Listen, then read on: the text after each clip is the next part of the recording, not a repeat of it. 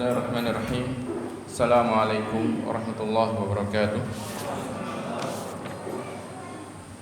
Innal hamdalillah nahmaduhu wa nasta'inuhu wa nastaghfiruh wa na'udzu billahi min shururi anfusina wa min sayyiati a'malina. Man yahdihillahu fala mudilla lahu wa man yudlil fala hadiya lahu. Asyhadu an la ilaha illallah wahdahu la syarika lahu wa asyhadu anna Muhammadan abduhu wa rasuluh. Shalawatullahi wa salamuhu alaihi wa ala alihi wa ashabihi. اللهم علمنا ما ينفعنا وانفعنا بما علمتنا وزدنا علما يا رب العالمين. اللهم أرنا الحق حقا وارزقنا اتباعه وأرنا الباطل باطلا وارزقنا اجتنابه واجعلنا ممن يستمعون القول فيتبعون أحسنه. أما بعد. Ikhwani wa akhwati fid din rahimani wa rahimakumullah. Alhamdulillah, pada malam hari ini kembali kita bertemu untuk melanjutkan majelis kita dalam mengkaji kitab Umdatus Salik wa Uddatun Nasik yang ditulis oleh Ibnu Naqib Al-Misri Asy-Syafi'i rahimahullahu taala. Pembahasan kita sudah sampai pada bab tentang sifatus shalah. Bab tentang sifat salat. Yang dimaksud dengan sifat salat, kalau antum sering dengar judul buku atau judul kajian, judulnya sifat salat. Apa maksudnya sifat salat? Maksudnya sifat salat adalah kaifiyatus shalah, tata cara salat.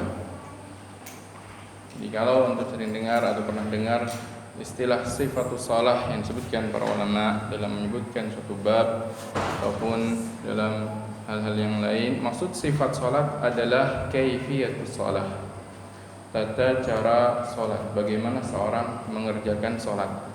Maka pembahasan dalam sifatus shalah akan mencakup perkara-perkara yang wajib di dalam salat dan juga perkara-perkara yang disunnahkan di dalam salat, karena semua itu ada di dalam tata cara salat. Dan seorang di dalam mengerjakan ibadah baik salat maupun yang lainnya, maka tentunya dia mengerjakannya berdasarkan tuntunan Nabi sallallahu alaihi wasallam. Oleh karena itu di dalam permasalahan salat Rasulullah sallallahu alaihi wasallam bersabda, "Shallu kama raaitumuni usalli." Salatlah kalian sebagaimana kalian melihat aku salat. Maka Rasulullah sallallahu alaihi wasallam memerintahkan kepada kita melalui lafal, melalui ucapan. Selain itu beliau pun mengajarkan kepada kita melalui perbuatan, di mana diriwayatkan pada sebagian hadis bahwasanya Rasulullah SAW pernah salat dan sengaja beliau memperlihatkan tata cara salat beliau kepada para sahabat. Dari situlah akhirnya para sahabat meriwayatkan kepada kita tentang tata cara salatnya Nabi SAW. Dikarenakan di dalam mengerjakan ibadah salat kita harus mengikuti bagaimana cara salatnya Nabi SAW. Maka maksud dari sifatus shalah adalah kaifiyatus shalah, tata cara salat. Dan tata cara salat tersebut tentunya perlu kita ketahui apa yang disebutkan oleh para ulama. Para ulama menjelaskan bahwasanya kaifiyatus shalah yang dicontohkan atau diajarkan Nabi sallallahu alaihi wasallam ini ada yang bersifat syurutnya, syarat-syarat sah salatnya, ada yang bersifat arkan, rukun-rukun salat, dan ada yang bersifat sunnah-sunnah salat. Di para ulama mengkategorikan hal-hal yang dilakukan seorang di dalam mengerjakan salat, dalam tata cara salatnya ada amalan-amalan yang itu merupakan syarat sahnya salat. Dan syarat sah salat alhamdulillah telah kita bahas pada beberapa pertemuan sebelumnya di bab-bab yang telah beliau sampaikan. Apa saja syarat sahnya salat? Ingat, toharah dari najis. Toharah tersebut harus pada badannya, pakaiannya, dan tempat sholatnya. Kemudian yang kedua adalah toharah dari hadas. Toharah dari hadas mencakup apa? Berwudu, mandi, kemudian juga tayamum kalau tidak ada air. Kemudian apa? Satrul aurah, menutup aurat. Dan telah kita bahas mana auratnya laki-laki dan mana auratnya perempuan di dalam sholat. Karena nanti ada perbedaan, sedikit perbedaan antara aurat seorang di dalam sholat dan ketika sedang tidak sholat. Kemudian apa lagi?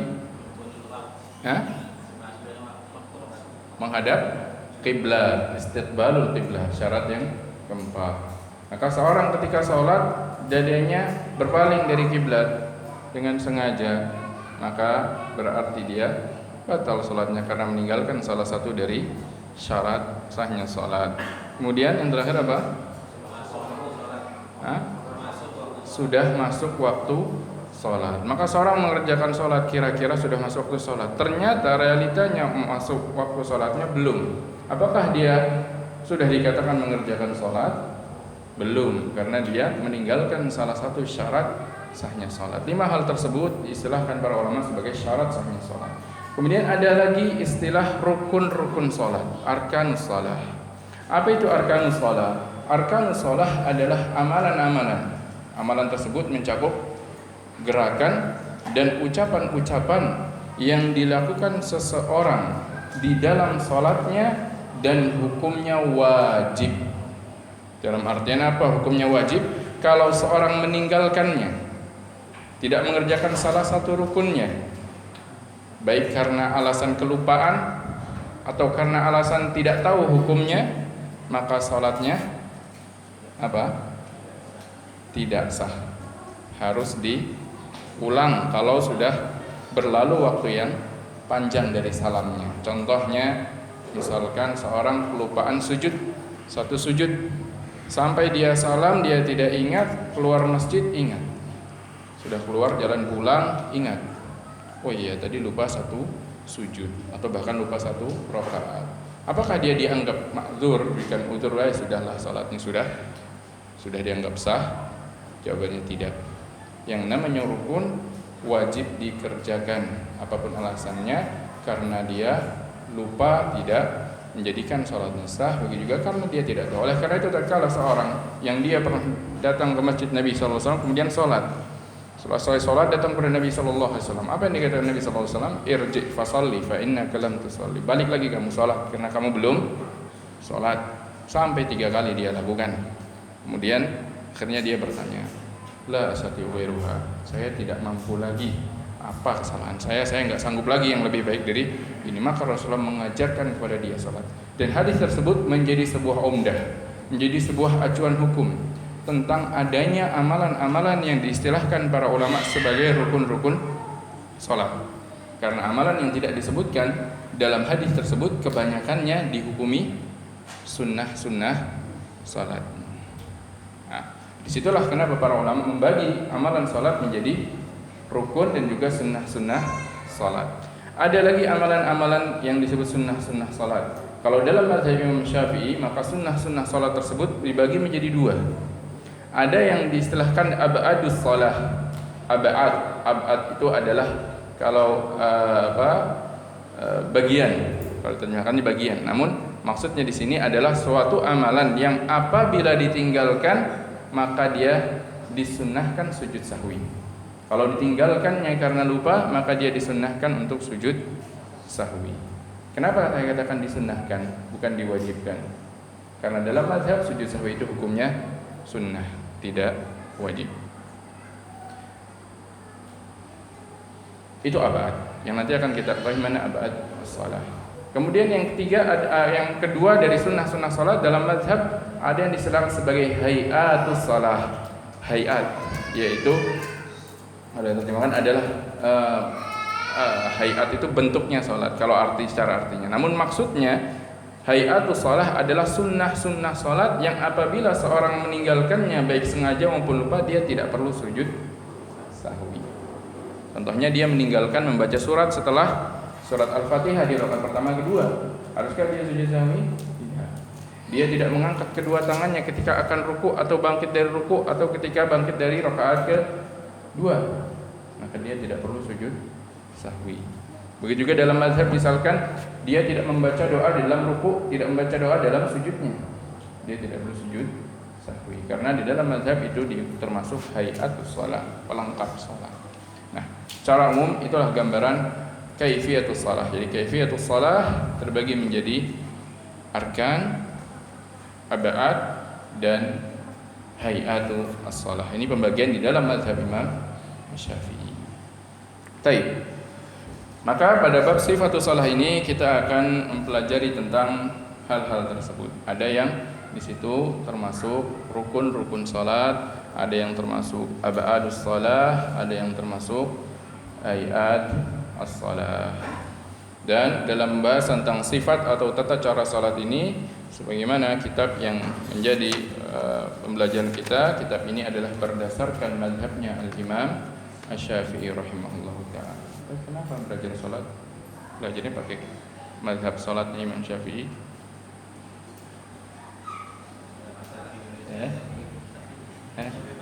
Kenapa kita tidak belajar kitab salat dari kitab-kitab hadis? Boleh saja belajar dari kitab hadis langsung kepada rujukan al-adillah.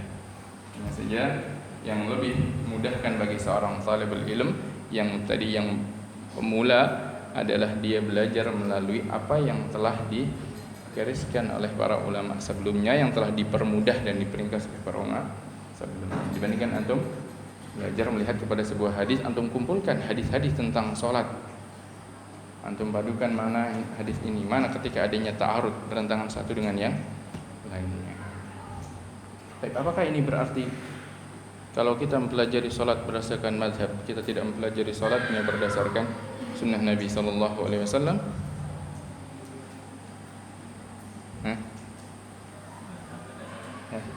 Gimana? Jawabnya. Nah, karena pada asalnya para ulama al-a'immatul mujtahidun, mereka semua di dalam fatwa mereka semuanya adalah berusaha untuk mengikuti Nabi Sallallahu Alaihi Wasallam dan menerapkan sunnah Nabi Sallallahu Alaihi Wasallam. Maka misalkan antum dapatkan istilah salat berdasarkan mazhabnya Imam Syafi'i, berarti maksudnya apa? Salat yang mengikuti sunnah Nabi SAW berdasarkan ijtihadnya di dalam mazhab Imam Asy-Syafi'i, berdasarkan tarjih, perojihan di dalam mazhabnya al-Imam Asy-Syafi'i rahimahullah. Salat berdasarkan mazhabnya Imam Ahmad, berarti apa? Salat sesuai dengan tuntunan Nabi sallallahu alaihi wasallam berdasarkan tarjihatnya, hal-hal yang dirojihkan di dalam mazhab al-Imam Ahmad rahimahullah taala. Begitu juga dalam mazhab Abu Hanifah dan mazhab Imam Malik. Meskipun terdapat perbedaan dari satu mazhab dengan mazhab yang lain, namun perbedaan tersebut sebenarnya adalah karena masing-masing berusaha untuk mengikuti sunnah Nabi SAW. Hanya saja yang namanya manusia, ijtihadnya tentunya terbatas secara kesempurnaannya, sehingga ada kalanya ada sebagian yang belum datang dalilnya, sehingga mungkin menyelisih apa yang zahirnya sunnah. Terkadang ada dalil-dalil yang ta'arud, bertentangan satu dengan yang lain, sehingga harus memahami mana yang lebih kuat, mana yang lebih dahulukan. Terkadang ada dalil yang dalilnya tidak bersifat spesifik langsung pada suatu permasalahan, sehingga harus apa? Harus berusaha memahaminya, sehingga dalam pemahamannya berbeda. Yang satu memahaminya A, yang satu memahaminya B. Maka terjadi khilaf di kalangan para ulama, namun semuanya memiliki prinsip yang satu, yaitu apa? Mengikuti sunnah Nabi SAW di dalam beribadah, karena Rasulullah SAW bersabda, "Sallu kama ra'aitumuni usalli." Salatlah kalian sebagaimana kalian melihat aku salat. Karena itu, meskipun kita pelajari salat ini berdasarkan mazhab, tentunya kita berusaha untuk mengikuti pendapat para ulama mana yang sekiranya hal tersebut lebih kuat dari segi dalilnya atau lebih rajih dalam segi tarjihatnya, dan tentunya itu berdasarkan ijtihad ulama tersebut. Allah SWT perintahkan kepada orang-orang yang tidak mau berijtihad, fas'alu ahla dzikri in kuntum ta'lamun. Baik, ala kulli hal, yang akan kita pelajari pada kitab ini adalah salat berdasarkan apa yang diterjihkan di dalam mazhabnya al-Imam Asy-Syafi'i rahimahullahu taala. Dan sekiranya ada sedikit perbedaan pendapat yang saya ketahui akan saya sampaikan, dan mana yang sekiranya dari segi al-adillah itu disebutkan para ulama lebih tepat atau lebih. Baik, kita mulai masuk pada pembahasan kitab ini. Antum ada yang punya kitabnya tidak? Ada yang punya kitabnya tidak? Yang bisa baca kitabnya? Baik. Kita masuk pembahasannya.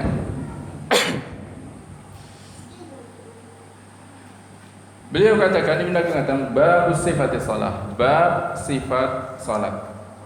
Mungkin antum bisa catat poin-poin dari matanya dan sebagian poin penjelasan yang antum sekiranya andang itu penting. Beliau katakan yundabu an yaquma laha ba'da faraghil iqamah. Disunnahkan, yundab ketika dikatakan dimandubkan, ada istilah lain dari kata sunnah dan mustahab, yaitu apa? Mandub. Kalau disebut mandub itu artinya mustahab, atau istilah lainnya juga sunnah, karena makna sunnah diantara penggunaan makna istilah sunnah adalah mustahab. Maka beliau katakan yundabu an yaquma laha ba'da faraghil iqamah. Di dalam mengerjakan salat, apabila salat tersebut dilakukan secara berjamaah, beliau katakan disunnahkan dia mulai berdirinya kapan? Ba'da faraghil iqamah, setelah iqamah selesai. Jadi kalau kita salat berjamaah, sebelum si muqimnya, orang yang melakukan iqamah selesai, maka dianjurkan untuk tidak berdiri terlebih dahulu. Ini dalam mazhab, maka disunnahkannya apa? Dalam mazhab Syafi'i, kapan dia makmum mulai berdiri ke shaf, mendatangi shaf? Ketika sudah selesai iqamah. Ini di dalam mazhab. Itu sunnahnya adalah mereka para makmum berdirinya setelah selesai al-iqamah. Itu setelah iqamah selesai, Allahu Akbar, la ilaha illallah, baru mulai pada berdiri dan mendatangi shaf. Dalam masalah ini terdapat khilaf memang di kalangan para ulama. Sebagian menyebutkan berdirinya ketika qad qamatis shalah, sebagian menyebutkan berdirinya ketika sudah melihat imam. Karena Rasulullah SAW, la taqumu hatta tarawni, jangan kalian berdiri sampai kalian melihatku. Karena Rasulullah SAW datang, beliau langsung mengerjakan salat. Maka apabila sudah melihat beliau, maka beliau ketika itu melihat kok para sahabat berdiri duluan sebelum mereka sempat melihat Nabi SAW, sebelum beliau terlihat oleh para jamaah. Maka beliau sallallahu alaihi wasallam la taqumu hatta tarawni, jangan kalian berdiri dulu sampai kalian lihat. Maka sebagian ulama menyebutkan pendapat kalau sudah lihat imamnya. Sebagian lagi menyebutkan sejak awal iqamah, sebagian lagi menyebutkan tidak mengapa kapan saja. Namun dalam mazhab yang dirajihkan dalam mazhab, tarjih atau yang utama dalam mazhab adalah kapan? Ketika selesai iqamah. Kenapa? Karena ketika iqamah punya amalan lain. Apa amalan lainnya? Mengikuti apa bacaannya iqamah tersebut. Karena iqamah itu juga adzan. Sebagaimana disunnahkan untuk mengikuti adzan, maka para ulama banyak akan menyebutkan juga disunnahkan untuk mengikuti lafaz iqamah dan untuk membaca juga apa yang dibaca setelah azan. Karena iqamah itu diistilahkan juga azan. Maka Rasul menyebutkan bainal adzanaini, shalah di antara dua azan. Disebut apa itu? Disebut azan iqamah. Azan kan sekali. Yang kedua disebut iqamah. Namun Rasul menyebutnya apa? Namakannya bainal adzanaini, di antara dua. Karena itu kata para ulama, banyak para ulama menyebutkan bahwasanya apa yang disunnahkan pada azan dari bacaan-bacaan setelahnya dan mengikutinya, maka juga disunnahkan dalam iqamah. Maka di antara alasan kenapa selesai iqamah baru dia berdiri, dikarenakan ketika iqamah dia mendengarkan. Maka seorang muslim sebenarnya di antara sunnahnya, dan ini banyak kita lalaikan, ketika seorang mendengar azan, ketika seorang mendengar iqamah, dia ikuti, dia renungkan apa makna dari lafaz yang sedang diucapkan oleh seorang muadzin tersebut. Maka dalam mazhab dikatakan disunnahkan berdirinya mulai ketika sudah selesai iqamah. Kemudian beliau katakan wa yundabus saful awwalu wa taswiyatus sufufi walil imami akadu wa itmamul awwali fal awwali wa jihatu yaminil imami afdal. Sekarang beliau berbicara tentang posisi makmum. Beliau katakan disunnahkan untuk shaf yang pertama. Disunnahkan untuk menempati shaf yang pertama. Itu anjuran untuk menempati shaf yang pertama. Ini termasuk perkara yang sangat dianjurkan. Dan yang dimaksud yang pertama adalah yang setelah imam. Itu yang dimaksud yang saful awal menurut pendapat yang tepat yang disebutkan oleh Imam An-Nawawi rahimahullah. Itu saf yang setelah imam, itulah saf yang pertama. Adapun bagi perempuan, maka sunnahnya bagi perempuan adalah kalau sholatnya berjamaah adalah yang paling belakang. Rasulullah menyebutkan khairu sufufir rijali awwaluha wa syarruha akhiruha wa khairu sufufin nisa'i akhiruha wa syarruha awwaluha. Sebaik-baik safnya laki-laki adalah yang paling pertama dan seburuk-buruknya adalah yang paling akhir. Itu yang paling sedikit adalah yang paling akhir, yaitu yang dari segi afdaliyahnya lebih belakang, lebih syar, lebih buruk. Wa khairu sufufin nisa, adapun sebaik-baik safnya nisa adalah yang belakangnya. Wa syarruha awwaluha, dan yang buruknya adalah yang paling depannya. Maksudnya paling buruk itu bukan larangan, namun itu apa? Min babil afdaliyah. Dan ini disebutkan sebagian para ulama maksudnya di dalam salat berjamaah. Adapun di dalam salat wanita sendirian, sama wanita saja, maka sebaik-baik safnya juga adalah yang paling pertama. Wallahu taala a'lam. Beliau katakan di antara sunnahnya juga sebelum mulai salat adalah dia berlomba-lomba untuk mendapatkan saf yang pertama. Wa taswiyatus sufuf, dan juga di antara sunnah salatnya adalah yang disunnahkan adalah taswiyatus sufuf, merapikan saf. Merapikan safnya. Jumhur para ulama berpendapat bahwasanya taswiyatus sufuf itu sunnah, termasuk sunnah saja. Namun sebagian para ulama yang lain menyebutkan hukumnya wajib. Kebanyakan para ulama seperti dalam mazhab Imam Syafi'i termasuk sunnah salat.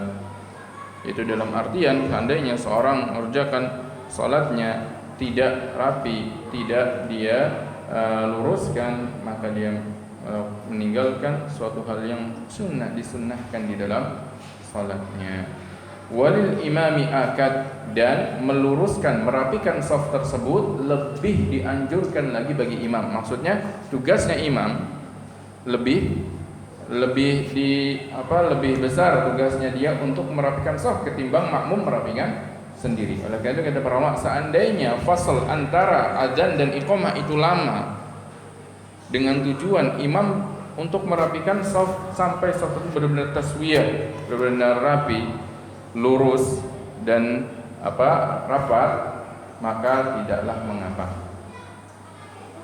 Kalau memang itu dibutuhkan. Maka itu diantara sunnah di dalam salat taswiyah atau sufuf. Dan maksudnya taswiyah yaitu ta'diluha wa tarasu fiha wa wasluha wa saddu furajiha wa taqarubiha wa tahadil qa'imin.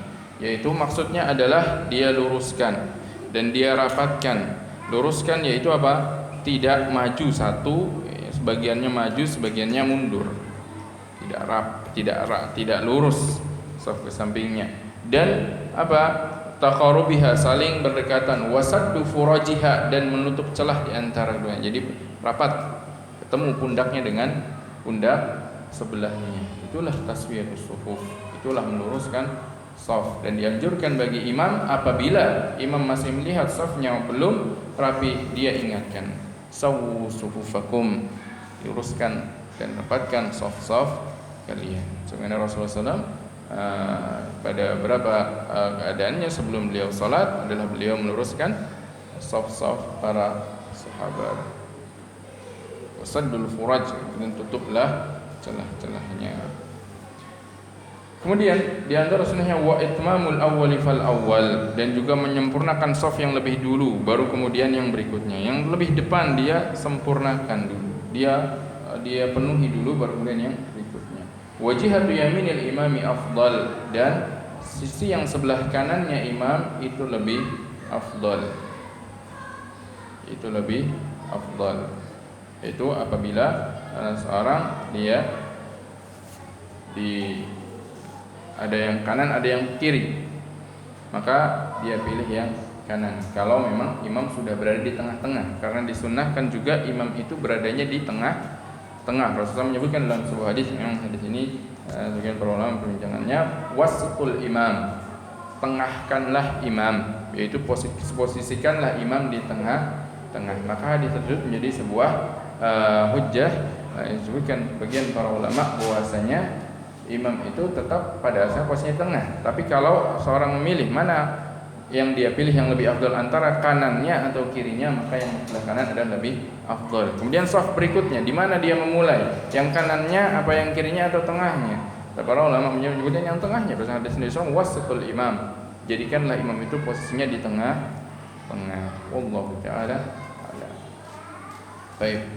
Kemudian setelah persiapan sholat tadi, beliau mulai masuk pada pembahasan tata cara sholatnya. Beliau katakan, summa yanwi biqalbihi. Rukun pertama di antara rukun-rukun salat, tadi kita sebutkan salat itu ada rukunnya, ada sunnahnya. Nah, di antara rukun salat, yang pertama rukun salat adalah niat. Dalam mazhab niat itu masuknya dalam rukun. Masuk dalam rukun salat. Karena apa? Karena niat itu dimulainya berbarengan dengan takbiratul ihram. Nanti antum paham di sini perbedaan mazhab Imam Syafi'i dengan mazhab yang lain. Bahwasanya dalam mazhab Imam Syafi'i niat itu harus bersama dengan takbiratul ihram, tidak boleh lebih dulu daripada takbiratul ihram. Jadi ketika takbiratul Allahu Akbar harus hadir dalam hati. Salat apa yang antum kerjakan? Enggak boleh ghaflah. Karena ada orang itu mungkin kadang sudah persiapan salat, ketika sudah shaf mikirin yang lain, Allahu Akbar, latah Allahu Akbar, tidak hadir dalam pikirannya, tidak hadir dalam hatinya salat apa yang akan dia kerjakan. Dalam mazhab dia wajib untuk membarengkan antara apa? Antara takbiratul ihram dengan niatnya. Karena itu rukun yang pertama beliau katakan summa yanwi biqalbi. Ini setelah dia siap tadi shafnya, maka dia pertama kali mulai berniat dengan hatinya. Dan di sini ada pembahasan niat yang penting. Ada beberapa pembahasan niat yang penting. Pertama, yang penting adalah bagaimana cara berniat. Yang kedua adalah pembahasan kapan bagaimana cara berniat. Yang kedua, waktu niat.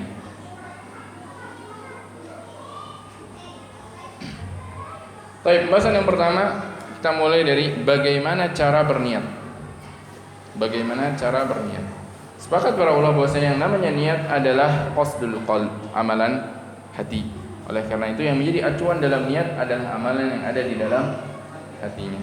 Baik dalam mazhab Syafi'i maupun dalam mazhab yang lainnya, yang namanya niat adalah amalan hatinya. Maka seorang dalam hatinya tidak boleh ghaflah, lalai dalam salat.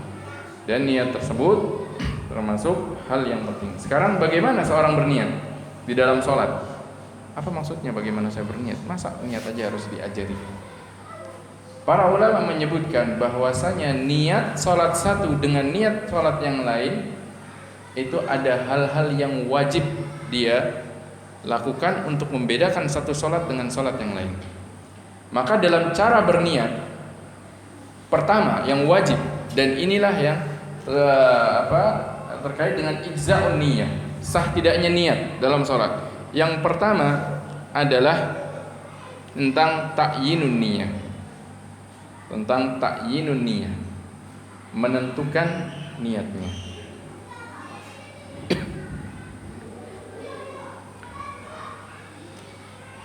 Yang kedua adalah tentang waktunya berniat. Tentang waktunya berniat. Ini terkait dengan sah tidaknya niat yang dia lakukan ketika takbiratul ihram.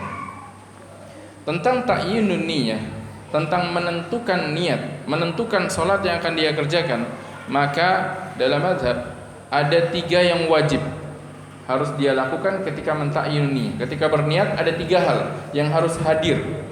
Kalau salah satu dari 3 hal ini tidak hadir, maka niatnya belum sah. Kalau niatnya belum sah berarti salatnya belum sah. Karena niat itu rukun. Kalau niatnya tidak sah berarti dia meninggalkan salah satu rukun, dan itu rukun yang paling lama yang harus dilakukan. Rasul menunjukkan innamal a'malu binniyat. Dari mana pembahasan itu dibahas para ulama? Dari hadis tadi Nabi.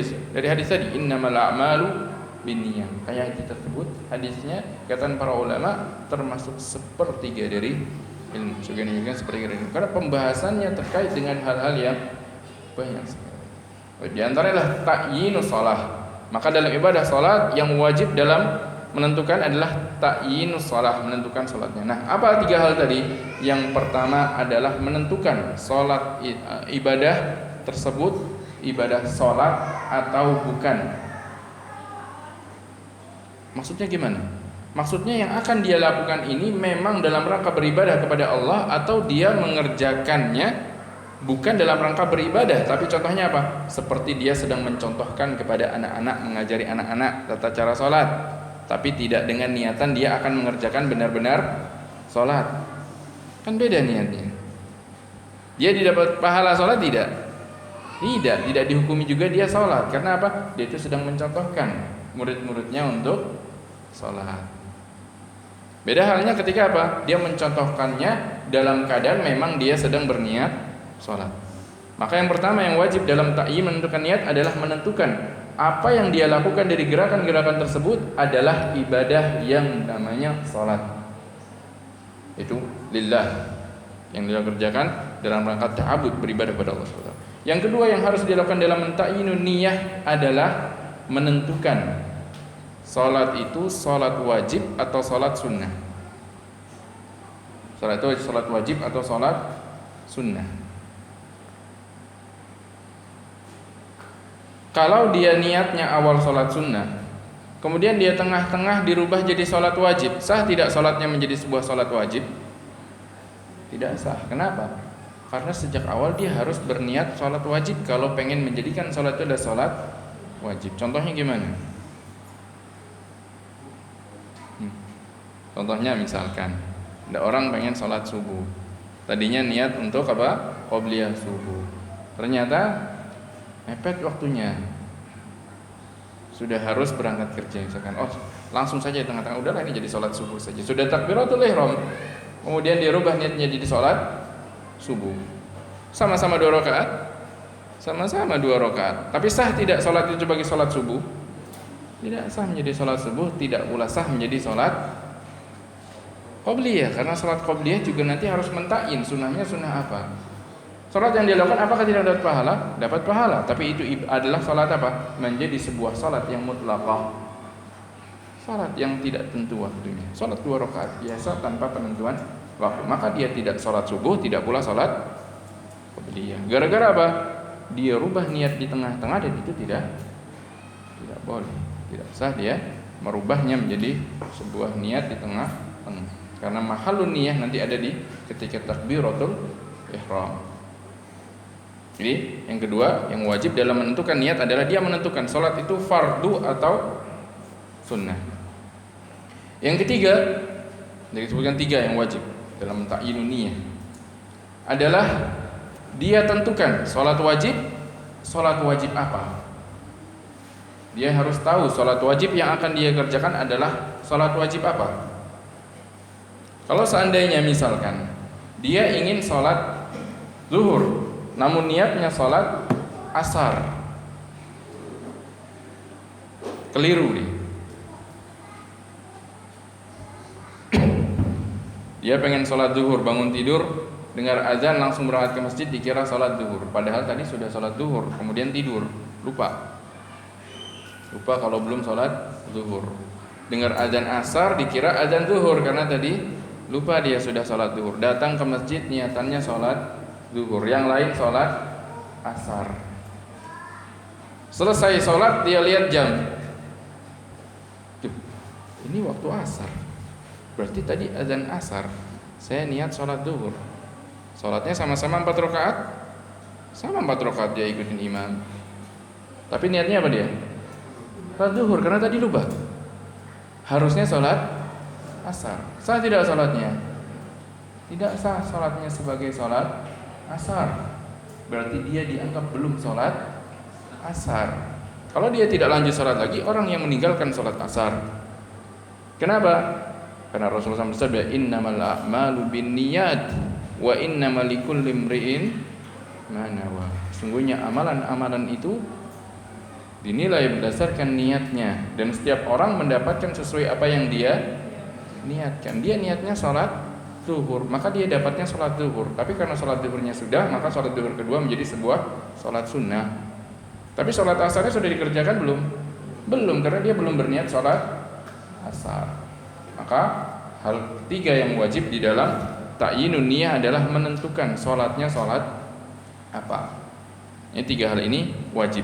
Oleh karena itu nanti disebutkan di dalam madhab minimal seorang melafalkan sholat adalah nawaitu fardhu zuhri misalkan. Karena nawaitu mewakili hal pertama tadi, saya niat sholat, berarti niatnya ibadah. Fardhu yang kedua tadi, menentukan yang wajib atau yang sunnah. Kemudian yang tiga apa? Jenis apa sholat wajibnya, sholat wajib apa minimal seperti itu. Makanya disebutkan para ulama Syafi'iyah bahwasanya di dalam melafalkan niat nanti kan dalam mazhab melafalkan niat itu termasuk yang disunnahkan juga nanti. Kita akan bahas insyaallah. Maka minimal 3. Adapun tambahan seperti lillahi ta'ala atau qadaan atau adaan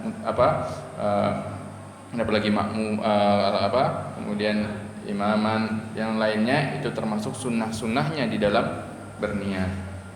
Jadi dalam berniat pun ada yang wajibnya, ada yang sunnahnya. Yang wajibnya tadi 3 tadi, yaitu menentukan amalan itu adalah amalan ibadah.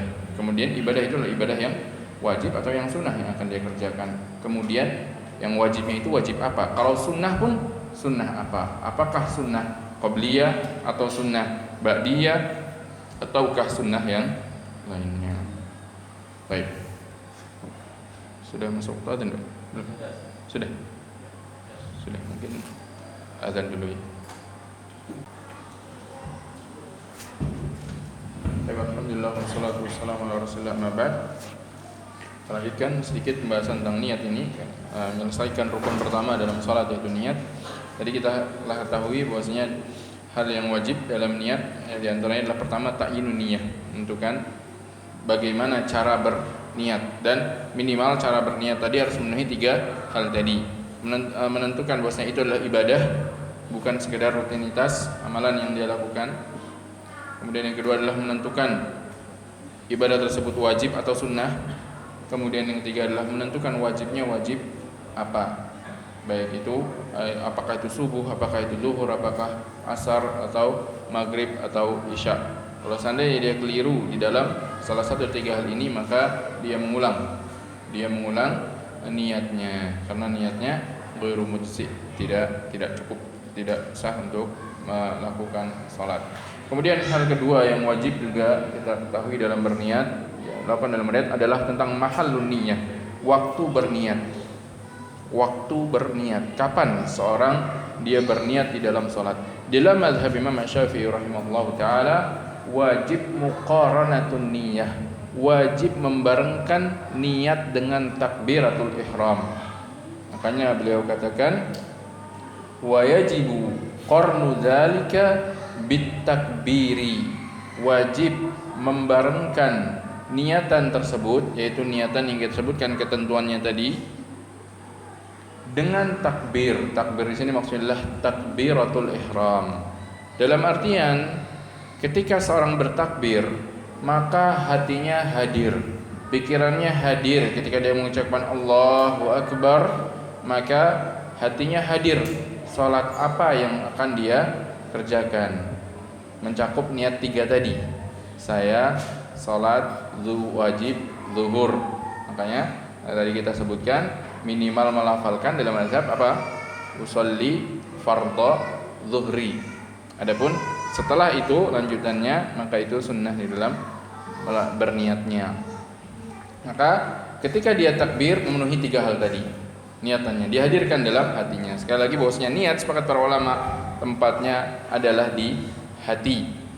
Hanya saja di dalam mazhab nanti beliau sebutkan disunnahkan untuk melafalkannya. Ini permasalahan yang memang masyhur, khilaf di kalangan para ulama dalam masalah tersebut.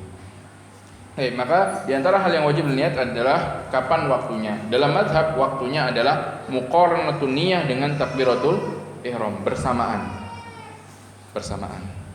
Makanya sebagian orang ketika memahami kewajiban ini sampai timbul was-was.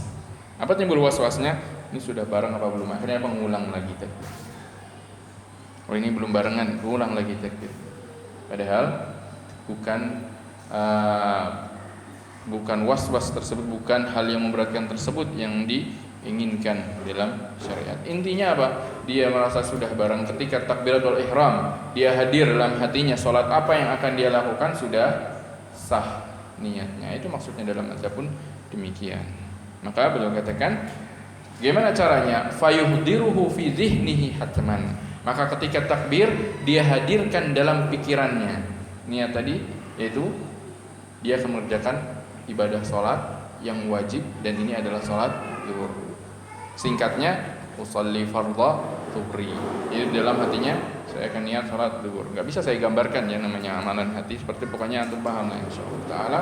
Ketika takbir dia tahu salat apa yang akan dia lakukan. Selesai itu niat. Sudah sah niatnya. Maka ini adalah hal kedua yang wajib juga dalam niat, yaitu waktunya. Dalam mazhab wajib muqaranah. Hal ini terdapat khilaf memang di kalangan para ulama, karena mazhab jumhur para ulama, mazhab mayoritas para ulama yang lain dari mazhab yang lain, tiga mazhab yang lain menyebutkan tidak harus muqaranah, tidak harus bersamaan. Yang penting apa? Tidak panjang waktunya. Dalam artian ketika dia sebelum mengerjakan sholat dia sudah ingat dan tahu sholat apa yang dia kerjakan. Ketika takbiratul ihram seandainya dia dalam keadaan ghaflah, maka tetap sah salatnya menurut jumhur para ulama. Yang penting apa? Fasalnya tidak panjang. Maksudnya fasalnya tidak panjang itu misalkan berangkat salat dari rumah, ketika sudah di jalan lupa mikirin yang lain, sampai di sini apa yang dilakukan pun tidak tahu, dengar imam takbir ikut-ikutan takbir, enggak tahu salat yang dilakukan. Kalau itu fasal panjang maka menurut jumhur pun tidak sah niatnya. Baik, aku lihat dalam mazhab wajib muqaranah, maka dalam mazhab Syafi'i dia wajib muqaranah. Dalam hal ini kenapa terjadi khilaf? Karena memang tidak ada dalil yang menentukan kapan seorang berniat. Hanya dalam mazhab menyebutkan bahwasanya taklilnya apa alasannya? Karena niat ini adalah sesuatu yang tujuannya adalah al-ikhlas. Niatnya adalah al-ikhlas. Dan ketika seorang bertakbiratul ihram sudah mulai ibadah, tentunya dia diperintahkan untuk mulai ikhlas dan menghadirkan ibadah tersebut. Makanya dia diwajibkan untuk muqaranatun niyyah dengan takbiratul ihram. Wallahu taala. Wa yatalaffadhu bihi nadban, dan disunahkan untuk melafalkannya. Dan ini permasalahan yang jadi khilaf dengan para ulama. Dalam mazhab Imam Syafi'i berpendapat merajihkan pendapat bahwasanya melafalkan niat ini termasuk di antara hal yang disyariatkan di dalam salat. Berdalilnya dengan apa? Berdalilnya dengan pertama kaidah bahasanya apa? Ma la yatimul wajibu illa bihi fa huwa wajib. Misalkan hal yang menjadikan sesuatu yang wajib itu tidak bisa dilakukan kecuali dengan melakukannya, maka dia ikut diperintahkan wajib juga. Kenapa? Apa kaitannya kaidah tersebut dengan permasalahan ini? Karena niat itu wajib tidak? Niat wajib, dan banyak orang ghaflah dari niat. Makanya apa? Untuk membantu niat hatinya dilafalkan dengan lisan. Itu di antara dalilnya. Kemudian juga di antara dalil atau hujjah yang dilekatkan dalam mazhab adalah karena sabda Nabi sallallahu alaihi wasallam dalam permasalahan puasa, idzan ana shaim, ini dianggap sebagai apa? Beliau melafalkan niat. Maka di situ dikiaskan juga salat kepada hal tersebut. Kemudian juga di antaranya adalah dalam haji, Rasulullah SAW mengucapkan niatan ihramnya atau melafalkan ihram, yaitu labbaik Allahumma hajjan atau labbaik Allahumma umratan atau labbaik Allahumma hajjan wa umratan, tergantung jenis ibadah haji umrahnya. Maka di situ dipahami sebagian para ulama itu adalah melafalkan niatan haji. Maka dalam salat pun berarti karena sama-sama ibadah, maka itu pun tidak mengapa atau disyariatkan. Wallahu taala, namun tidak ada suatu hadis yang jelas bagaimana disebutkan oleh para ulama yang menyebutkan bahwasanya Rasul pernah melafalkan niat sebelum beliau mulai salat. Maka Allah taala alam, mungkin yang lebih akrab, lebih dekat kepada sunnah Nabi sallallahu alaihi wasallam, yang lebih tepat adalah tidak perlu melafalkannya. Namun tetap niat itu adalah wajib dan rukun. Allah taala. Wa yaqsiduhu muqarinan li awali takbir wa yastasibu hatta yafrugha, dan niat tersebut wajib dibarengkan dari sejak awalnya takbir, yaitu Allah, dari kata Allah dan mulai hamzahnya Allahu akbar sampai terus istishab sampai akhir. Jadi ketika Allahu akbar, ketika takbir terus hadir, niatannya ada, Nggak boleh niatan cuman ketika di awal, ketika akbarnya sudah lupa kemana pikiran. Ya, dalam mazhab dia wajib untuk istishabun niyah dengan takbir. Semua takbirnya hadir ketika itu. Kemudian wala yajibu ta'arrudu li adadi rakaat. Adapun meniatkan berapa rakaat yang akan dia lakukan atau meniatkan salat itu untuk Allah, wala li ada'in qada'in, tidak atau meniatkan apakah salat itu salat ada atau qada. Apa itu qada dan qada? Waktu itu kita pernah bahas. Salat ada, salat yang dilakukan pada waktunya. Kalau qada di luar waktunya. Maksudnya di luar waktunya sudah lewat, bukan belum datang waktu. Karena kalau belum datang waktunya tidak sah. Qada yaitu setelah lewat waktunya, di luar waktu salat, maksudnya setelah habis waktunya dia baru sholat itu dihukumi qada. Nah, tidak perlu dia atau tidak wajib untuk meniatkan apakah berapa rakaatnya atau menisbatkannya itu ikhlas karena Allah atau adaan wa qadaan, bal yundabu dzalik. Hal-hal itu hanya disunahkan saja. Seperti yang wajib dalam berniat adalah ta'yin itu ibadah, ta'yin fardu atau sunnah, dan ta'yin kalau itu fardu apa, kalau sunnah yang muqayyadah itu sunnah apa. Adapun lebih dari 3 itu seperti jumlah rakaatnya, adaan atau qadaan atau kemudian lillahi ta'ala, itu termasuk sunnahnya di dalam berniat. Baik, ini permasalahan tentang niat. Maka dari permasalahan niat ini, kalau seandainya seorang mengerjakan sholat wajib, maka yang harus diniatkan apa? Pertama, itu ibadah sholat. Kedua, sholat itu adalah wajib. Yang ketiga adalah sholat wajib apa yang dia akan kerjakan. Kalau sholat tersebut adalah sholat sunnah, dan sholat sunnah itu ada 2 macam. Sholat sunnah ada 2 macam. Sholat nafilah ada 2 macam. Yang pertama adalah sholat sunnah muaqqatah yang memiliki waktu tertentu, sudah ditentukan syariat kapan waktunya. Seperti apa? Qobliyah, ba'diyah itu ada waktunya. Nah, kapan waktu qobliyah? Dari mulai azan sampai, kalau dalam mazhab sampai selesainya waktu. Sampai selesainya waktu sholat. Seandainya seorang mengerjakan sholat qobliyah selesai sholat, maka sudah dianggap ada sholat qobliyahnya secara ada. Adapun sholat ba'diyah,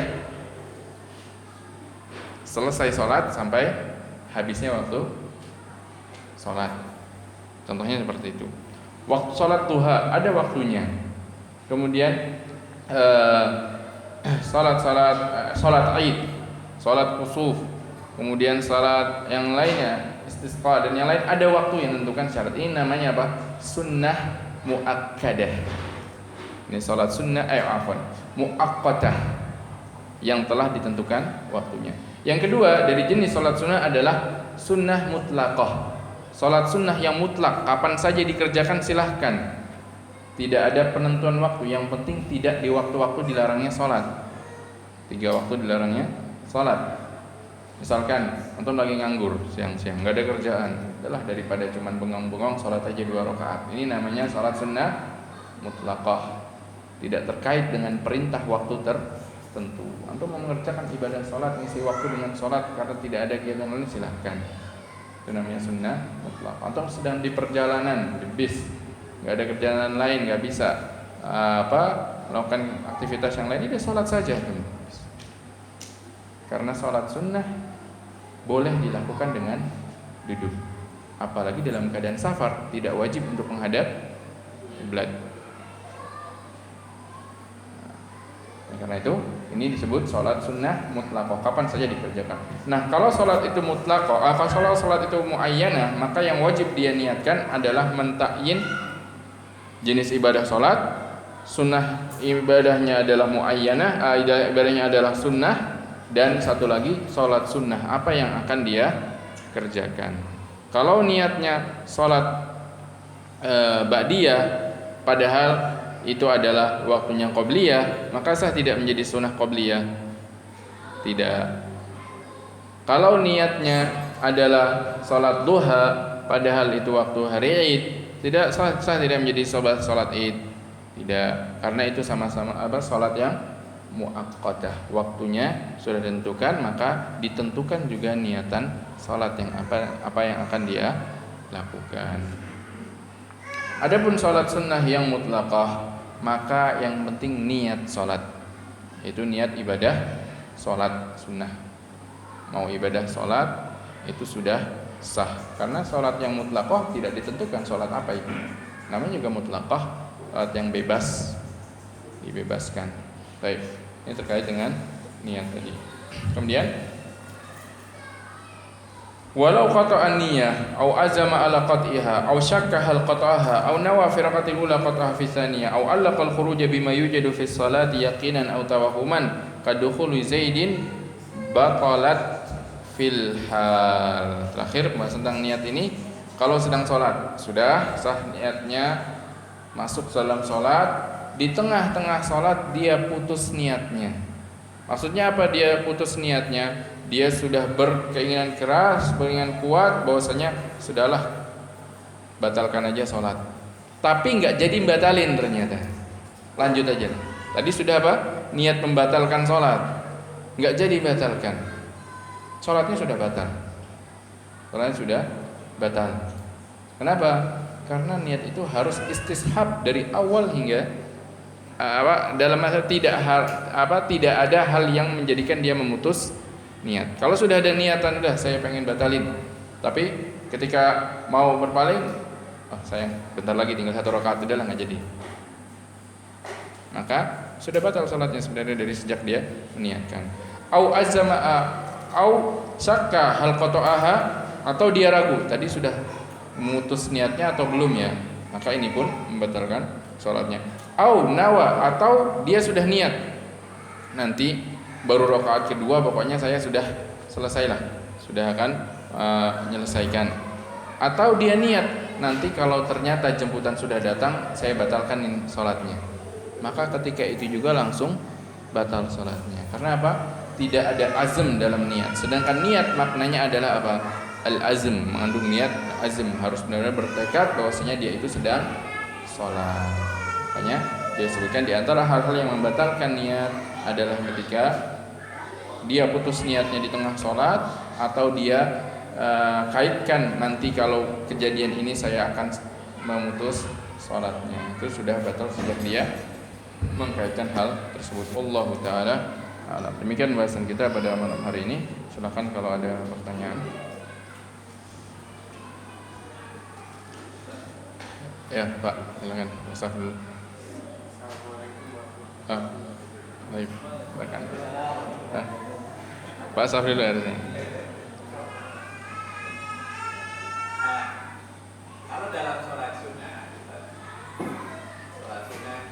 apa sholat subuh ya, sholat subuh atau sholat sunnah subuh, kemudian awal itu hanya mau sholat sunnah subuh, kemudian tengah perjalanan udah sampai Ramadan, udah sekalian sholat ini ya, sholat sebelum wudu gitu kan? Setelah selesai takbiratul ihram. Iya. Sah kan? Atau kembali ke sholat itu lagi? Baik. Kalau misalkan sholat ketika takbiratul ihram niatnya adalah qobliyah subuh ya, qobliyah subuh saja niatnya. Tapi setelah selesai takbiratul ihram, karena tadi ingat belum sholat wudu, sholat sunnah wudu itu 2 rakaat setelah selesai berwudu, karena ada sholat sunnah yang disebutkan oleh para ulama, ada 2 sholat sunnah yang dia lakukan setelah selesai wudu. Di sini istilahkan sholat wudu. Dia niatkan sunat wudu di tengah-tengah, yaitu setelah selesai takbiratul ihram. Apakah sah niatan yang kedua tadi? Jawabannya adalah tadi kita sebutkan mahallun niyah adalah muqaranah dengan takbiratul ihram, harus bersamaan dengan takbiratul ihram. Berarti dari kaidah atau ketentuan syarat tadi, niat yang kedua itu tidak sah. Jadi sholat yang dilakukan hanya dengan niatan yang bareng dengan takbiratul ihramnya saja. Tidak sah niatan untuk membarengkannya dengan sunnah wudu karena dilakukannya setelah takbiratul ihram. Dan di antara syaratnya niat adalah sejak awal. Kenapa? Para ulama mensyaratkan niat itu harus minimal bersamaan dengan gerakan pertama. Kenapa? Karena takbiratul ihram itu rukun bukan? Rukun. kalau seorang melakukan suatu perbuatan yang itu secara zahir memang sama dengan sebuah gerakan ibadah, tapi tidak dibarengi dengan sebuah ibadah, tersebut menjadi ibadah bukan? Tidak menjadi ibadah. Berarti niatan untuk sholat sunnah wudunya adalah sholat yang tanpa takbiratul ihram. Makanya kita katakan niatan sholat sunnah wudunya tidak dianggap sah. Maka sholat itu hanya berlaku untuk qobliyahnya saja. Adapun ketika takbiratul ihram dia menggabungkan niat, memang meniatkan itu untuk sunnah wudu juga, maka para ulama menyebutkan bahwasanya di dalam ibadah ada tadakhulun niyah. Boleh untuk menggabungkan niat apabila memang ibadah tersebut bukan masing-masing ibadah yang diniatkan untuk tujuannya.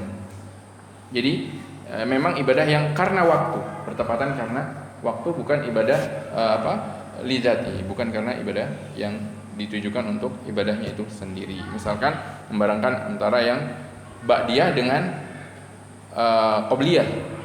Karena tadi belum sholat ba'diyah, belum sholat qobliyah, sholat qobliyahnya setelah ba'diyah. Ya udahlah, sekalian aja 2 rakaat bareng niatnya qobliyah dan ba'diyah. Bisa tidak? Tidak, karena masing-masing sholatnya yuradu lidzatihi. Diinginkan syariat memang zatnya masing-masing, enggak boleh digabungkan dengan yang tujuannya juga masing-masing. Tapi kalau dengan sunnah wudu yang penting ada sholat sunnah setelah wudu, ada sholat 2 rakaat setelah wudu, maka bagian para ulama menyebutkan boleh. Wallahu taala alam. Yang penting bersamaan ketika takbiratul ihram. Nah, silakan Pak. Assalamualaikum warahmatullahi wabarakatuh. Ada pertanyaan. Bukan pertanyaan dari antum berarti. Titipan. Ini Jumatan, dia telat udah 2, tinggal untuk salam. Enggak salam. Dia salam, dia masuk. Ini 2 atau 4. Baik. Pada sholat Jumat maka para ulama menyebutkan bahwasanya kapan seorang mendapatkan sholat Jumat ketika dia mendapati rakaat keduanya imam. Dalam artian batas terakhir adalah ketika dia mendapatkan ruku imam di rakaat kedua. Adapun kalau setelah itu maka sholat yang dilakukan sholat zuhur. Tidak mendapati sholat Jumat. Disebutkan oleh Allah dalam masalah tersebut. Wallahu taala. Maka dia sholatnya 4 rakaat. Langsung berarti waktu itu dia niat untuk Jumatan. Tetapi setelah itu langsung balik langsung jadi 4 gitu kan? Enggak, niatnya zuhur. Niatnya zuhur. Dia niat sholatnya zuhur. Kalau dia niatnya sholat Jumat itu berbeda dengan zuhur. Maka dia ulang sholat zuhur. Dia belum sholat zuhur. Allah taala. Karena tadi innamal a'malu bin niat. Maka seorang harus tahu kapan dia mendapati sholat zuhur, kapan dia mendapati sholat Jumat, dan kapan dia sudah kelewatan sholat Jumat. Banyak orang menyebutkan, dalam mazhab juga menyebutkan bahwasanya dia mendapatkan 1 rakaat terakhir dari imam. Kalau tidak mendapatkan atau dia kurang dari 1 rakaat terakhir dari imam, maka dia tidak mendapati Jumat. Dia mendapatinya adalah sholat berjamaah, maka dia niatnya sholat zuhur. Allah taala. Baik, kita cukupkan sampai di sini. Wassallallahu nabiyana Muhammadin wa alihi washabbihi wasallam. Subhanakallahumma bihamdika asyhadu an la ilaha illa anta astaghfiruka wa atubu ilaik. Assalamualaikum warahmatullahi wabarakatuh.